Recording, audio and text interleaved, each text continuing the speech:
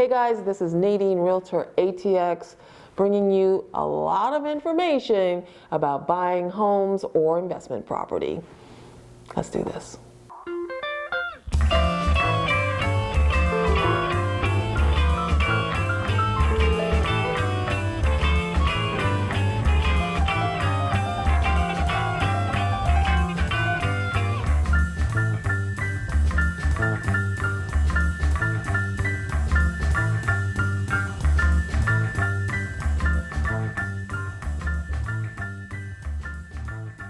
In my last video, we spoke about seller concessions during a buyer's market, and I said I would talk a little bit more about the limitations of those seller's concessions.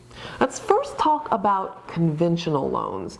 Now, with conventional loans, the amount that a seller can contribute is really going to depend on how much money you put down on the house. So let's talk a little bit about that. Let's say your down payment is going to be less than 10% of the price of the home. In that case, the seller can only contribute up to 3%. Now, if you're putting down 10% to 25%, let's say, the seller can then contribute up to 6%. If you're able to put up 25 or more percent in your home, then the seller could contribute as much as 9% to your closing costs. If you're buying an investment property, y'all know that I am very much into investment properties. I'm a big proponent of that. However, when it comes to seller's concessions, there's an even bigger limitation with investment property.